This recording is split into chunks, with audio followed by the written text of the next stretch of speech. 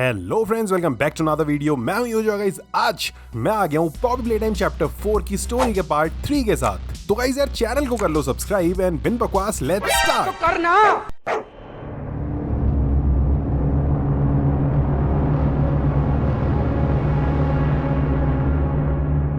तो last time कहानी पहुंची थी सुरीली छिपकली की कुटाई पे, जिसके पीछे जो हाथ आए थे ना, वो थे हलवासुर डोई द डोमेन के।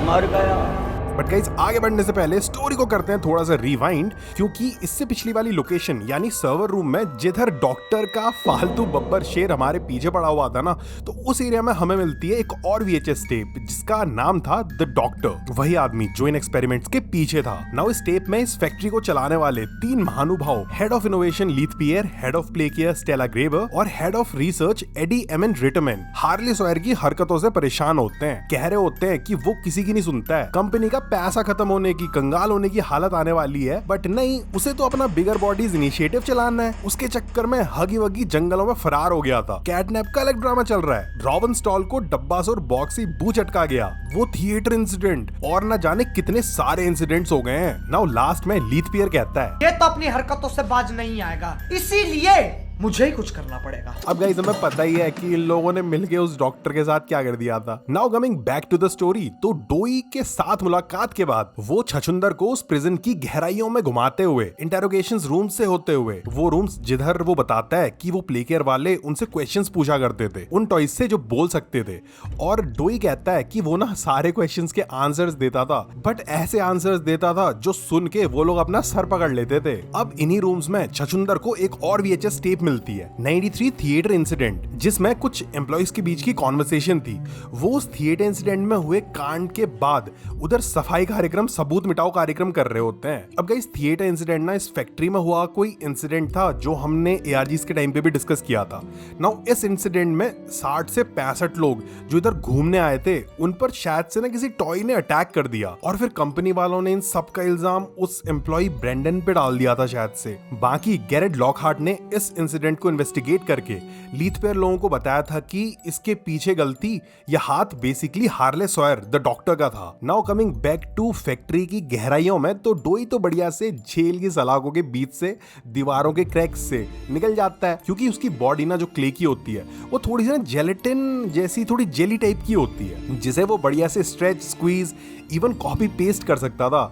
सो ऐसे करके वो छछुंदर को ले जाता है इस एरिया में, जिसे वो लोग कहते थे सेफ हेवन। और गाइस, इस चैप्टर का नाम ना इसी सेफ हेवन के नाम पे बेस्ड है। नाउ ये सेफ हेवन ना एक सेफ जोन टाइप की थी, जिधर वो सारे के सारे टॉयज जो प्रोटोटाइप के अगेंस्ट हुए थे वो सब ना छुप के रहते थे। नाउ जैसे ही हमारा हीरो इस एरिया की तरफ जा रहा होता है, उसे मिल जाती है पॉपी द पापी गुड़िया, और खस्ता हालत में चोटिल किसी मिसी।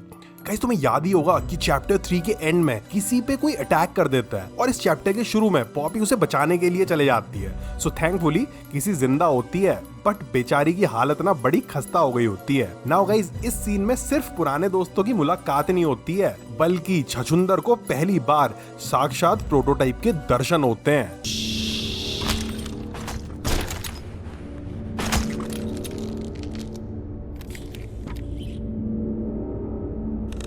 ये तो मकड़ी है। हाँ गाइस, मकड़ी जैसी बॉडी दिख रही है, फिर अब क्या करें, ऐसी बॉडी है, तुम भी देख लो ना। इधर पे सीन यही हुआ था कि शायद से किसी मिसी के ऊपर अटैक प्रोटोटाइप नहीं किया था, और जब पॉपी उसे बचा के आई तो वो ना इन दोनों का पीछा करते हुए इस एरिया में पहुंच गया था। ना वो लोग प्रोटोटाइप से बचते हुए उन वेंट से होते हुए सेफ हेवन में एंटर कर देते हैं। अब उधर ना उन दोनों को देख के डोई खुश हो जाता है, बट जब उसे पता चलता है कि ये छुटकी पॉपी और लंबू किस्सी उस प्रोटोटाइप को इधर को ले आए, तब वो परेशान हो जाता है और बाहर गश्त लगाने के लिए चले जाता है, जस्ट टू मेक श्योर कि प्रोटोटाइप कहीं अंदर ना आ जाए। अब गाइस यार, इस सेफ हेवन वाले एरिया में अगर कोई सीक्रेट्स वगैरह मुझे दिखेंगे तो उसके ऊपर भी ना मैं एक वीडियो फ्यूचर में बना दूंगा। बाकी फिलहाल के लिए तुम गौर करो सेफ हेवन की दीवारों पे बने इस चलचित्र पे, जिधर हमें पॉपी के बारे में थोड़ी सी डिटेल्स मिलती हैं। लिखा होता है,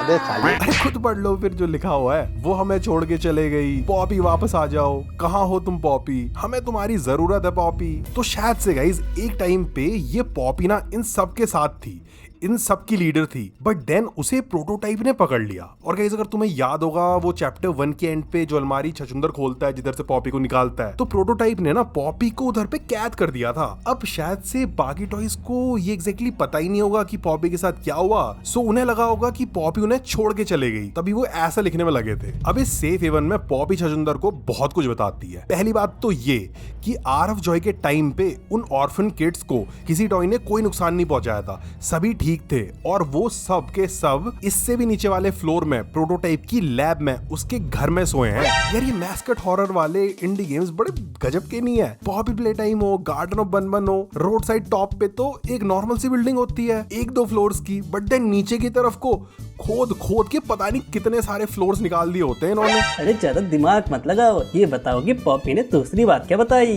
गाइस दूसरी बात ये बताती है कि जो ऊपर प्ले केयर वाले फ्लोर पे छछुंदर ने रेड गैस को नीचे की तरफ डाइवर्ट किया था पॉपी और ऑली के कहने पे, तो वो जो रेड गैस है दैट इज वेरी डेंजरस, एक चिंगारी। और सो पॉपी बताती है कि उनके पास ना प्रोटोटाइप को हराने का प्लान है, दैट इज सच कि ये लोग इस बिल्डिंग की फाउंडेशन पे यानी नींव पे पाइप्स में सप्लाई करेंगे वो red gas, and then mining में यूज होने वाली एक्सप्लोजिव्स की बत्तियों को माचिस की तिल्ली से सुलगा के किया जाएगा।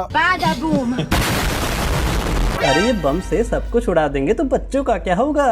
पॉपी कहती है कि उन बमों की बत्तियां हमारे सेफ हेवन के दोस्त सुलगाएंगे, तुम हम और किस्सी मिलके उन ऑर्फन्स को बचाएंगे, प्रोटोटाइप के चिथड़े उड़ जाएंगे और पूरा हो जाएगा पॉपी का।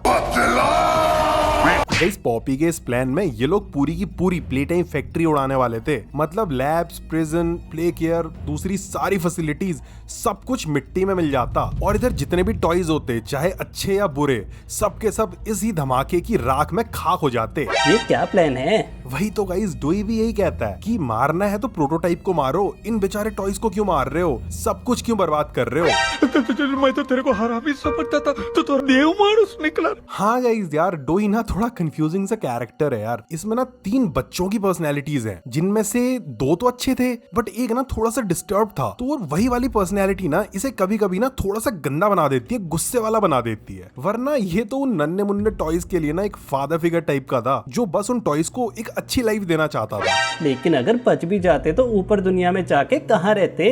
हाँ फिर वही तो पॉपी भी सोच रही थी, तभी तो वो कह रही थी कि सब कुछ डिस्ट्रॉय कर दो, वरना कुछ टॉयज वॉयज बच जाएंगे ऊपर, फिर कल के दिन दोबारा वो रिबेल करेंगे, दोबारा ये ड्रामा शुरू हो जाएगा। तभी बॉबी चाह रही होगी कि सब कुछ खत्म हो जाए। चलो यार उस प्लान की कहानी तो हमने खूब सुन ली, अब एग्जैक्टली उस प्लान में करना क्या था वो बताता है डोई। सो वो कहता है कि उस रेड गैस को नीचे फाउंडेशन की तरफ उस प्रोटोटाइप की लैब की तरफ डाइवर्ट करने के लिए हमें ये बैकअप जनरेटर यूज करना पड़ेगा जो उस सेफ हेवन के पावर रूम में था। But the catch was that कि इसके लिए हमें चाहिए होगा वो ओमनी हैंड जो इधर की मास्टर की जैसा था, और जिसे आरफ जॉय के टाइम पे डॉक्टर ने वार्डन का उल्लू काट के ले लिया था। तो अब छछुंदर का नेक्स्ट स्टेप था सीवर्स से होते हुए नो मैंस लैंड से जाते हुए उस डॉक्टर तक पहुंचना और उसे हराना, फिर उससे उस ओमनी हैंड को लेके वापस इधर को आ जाना। मस्त प्लान है। नाउ छछुंदर चल देता है आगे मिशन पे, बट इस सेफ हेवन में ऑली और पॉपी की कॉन्वर्सेशन वाली उसे एक टेप मिलती है जिसका नाम था ऑली। और गाइज ये ना काफी इंटरेस्टिंग टेप थी। इस टेप में पॉपी रोते रोते ऑली को कॉल करती है।